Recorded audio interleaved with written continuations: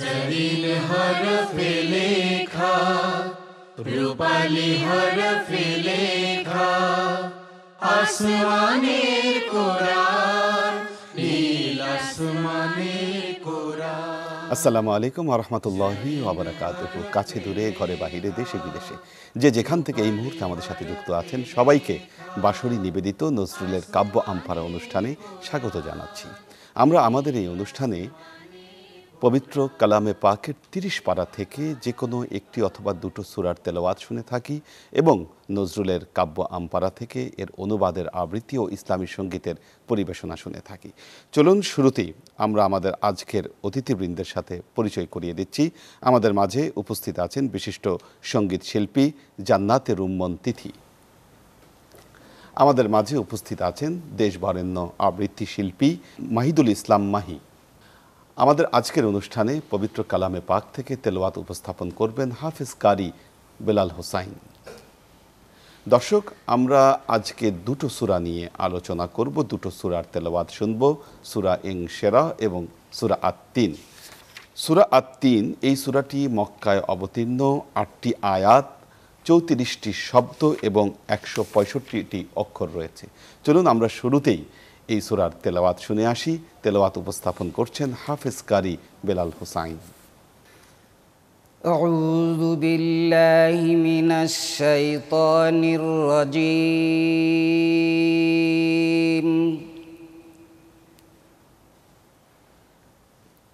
বিসমিল্লাহির রহমানির রহিম। ওয়াত-তিনি ওয়াজ-যাইতুন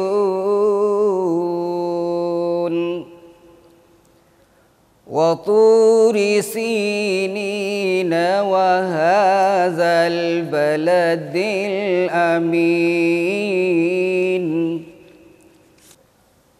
لقد خلقنا الإنسان في أحسن تقويم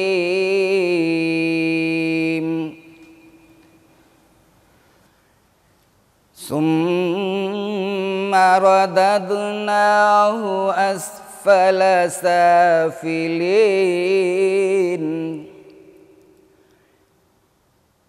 إلا الذين آمنوا وعملوا الصالحات فلهم أجر غير ممنون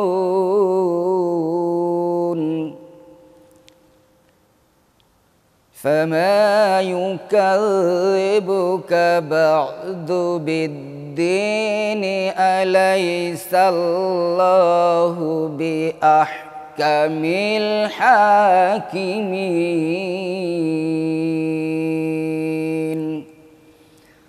صدق الله العظيم। দর্শক, খুব চমৎকারভাবে সূরা আত-তিনের তেলাওয়াত শুনলাম। পবিত্র কোরআনের অনুপম সাহিত্যের একটি নিদর্শন সূরা আত-তিন। তিন একটি ফলের নাম, কিন্তু আল্লাহ তাআলা এই সূরার শুরুতে কয়েকটি ফল, নগরী এবং তুরে সাইনার উদাহরণ দিয়েছেন। আল্লাহ বলেছেন, ৩ ফলের কসম, জৈতুনের কসম, এই তুরে সাইনার কসম আর এই নগরীর কসম। ৩ বলতে হযরত আল্লাহ তাআলা হযরত ঈসা আলাইহিস সালামকে নির্দেশ করেছেন। জাইতুন বলতে হযরত ইব্রাহিম আলাইহিস সালামকে নির্দেশ করেছেন এবং তুরে সাইনা বলতে হযরত মূসা আলাইহিস সালামকে নির্দেশ করেছেন, কারণ ওনাদের সাথে এই ফল এবং এই স্থানের সম্পর্ক রয়েছে। এরপর আল্লাহ বলেছেন, ওয়াহাদাল বালাদিল আমিন, এই নগরীর শপথ, অর্থাৎ মুহাম্মদ মুস্তাফা সাল্লাল্লাহু আলাইহি ওয়াসাল্লামের শপথ করে বলছি, পৃথিবীতে আল্লাহ তাআলা মানুষকেই সর্বোত্তম সূরত দিয়ে তৈরি করেছেন। দর্শক, চলুন আমরা দেখি আমাদের জাতীয় কবি কাজী নজরুল ইসলাম তার কাব্য আমপারায় এই সূরাকে কিভাবে অনুবাদ করেছেন। অনুবাদের আবৃত্তি উপস্থাপন করছেন বিশিষ্ট আবৃত্তি শিল্পী জনাব মাহিদুল ইসলাম মাহি। শুরু করি লয়ে শুভ নাম আল্লাহর, করুণা ও কৃপা যার অনন্ত অপার। শপথ তিন, জাইতুন, সিনাই পাহাড়, শপথ সে শান্তিপূর্ণ নগর মক্কার। নিশ্চয় মানুষে আমি করেছি সৃজন, দিয়া যত কিছু শ্রেষ্ঠ মূরতি গঠন। যেজন সুবিধা এর লইল না তারে, করিয়াছি নিচা দোপি নীচ সে জনারে।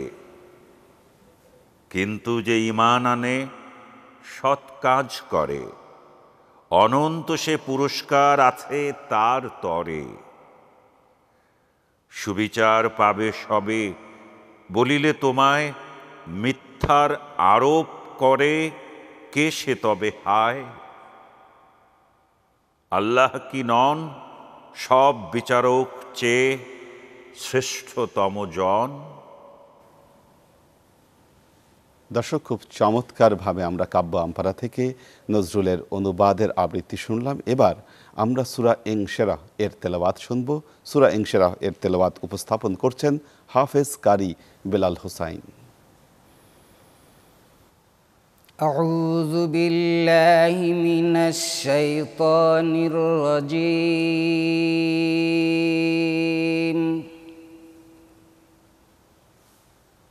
বিসমিল্লাহির রহমানির রহিম।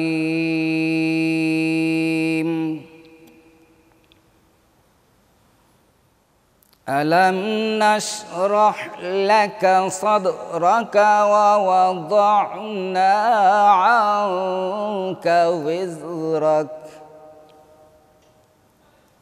الذي أنقض ظهرك ورفعنا لك ذكرك فإن مع العسر يسرا إن مع العسر يسرا فإذا فرغت فانصب وإلى ربك فارغب সাদাকাল্লাহুল আযীম। দর্শক, খুব চমৎকারভাবে আমরা সূরা ইনশিরাহ এর তেলাওয়াত শুনলাম।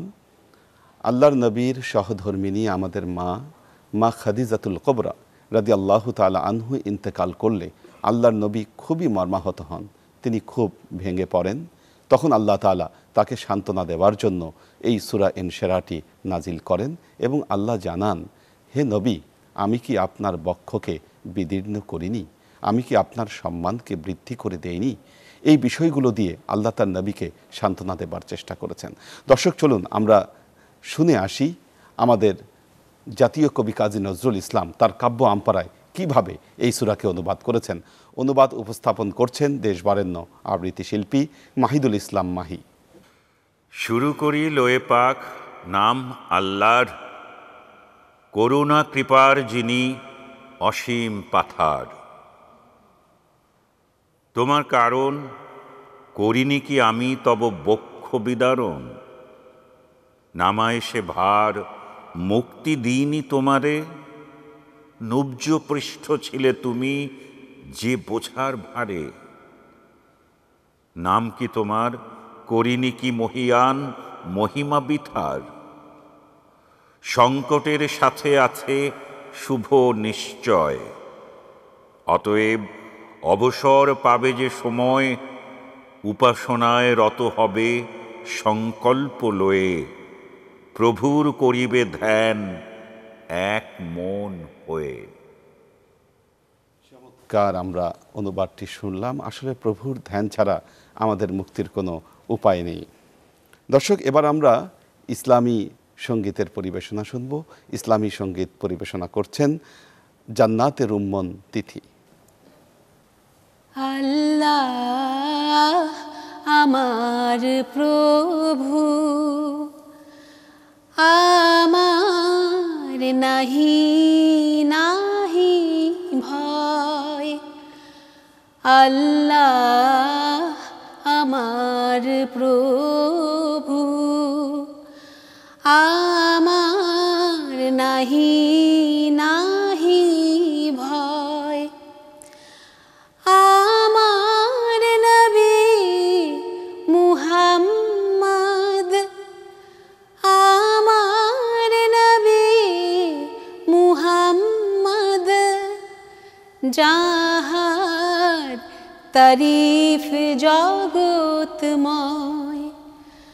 আল্লাহ আমার প্রভু, আমার নাহি নাহি ভয়। আমার কিসের শঙ্কা, কোরআন আমার ডঙ্কা। আমার কিসের শঙ্কা, কোরআন আমার ডঙ্কা। ইসলাম আমার ধর্ম, মুসলিম আমার পরিচয়। আল্লাহ আমার প্রভু, আমার নাহি নাহি ভয়। কালিমায় আমার তাবিজ, তৌহিদ আমার মুর্শিদ। ঈমান আমার বর্ম, হেলাল আমার খুরশিদ। আল্লাহু আকবার ধ্বনি আমার জিহাদ বাণী। আল্লাহু আকবার ধ্বনি আমার জিহাদ বাণী। আখের মুকাম ফেরদৌস, খোদার আরশ যেথায় রয়। আল্লাহ আমার প্রভু, আমার নাহি নাহি ভয়।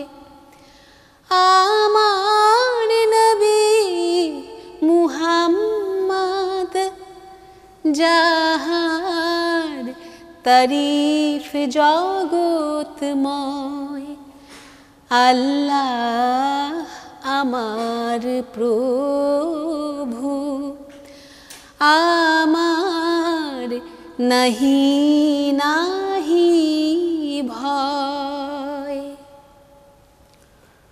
দর্শক, আমাদের জাতীয় কবি কাজী নজরুল ইসলামের একটি ইসলামী সঙ্গীত শুনলাম। খুব চমৎকার তার সঙ্গীতের মাধুর্যে আমরা আবেগে আপ্লুত হলাম।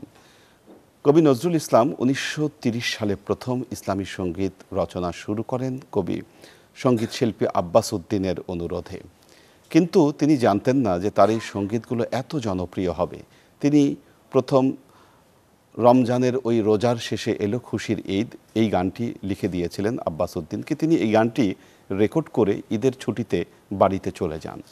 যখন ঈদের ছুটি শেষ করে তিনি কলকাতায় ফিরে আসেন, একদিন তিনি ট্রেনে করে যাচ্ছিলেন।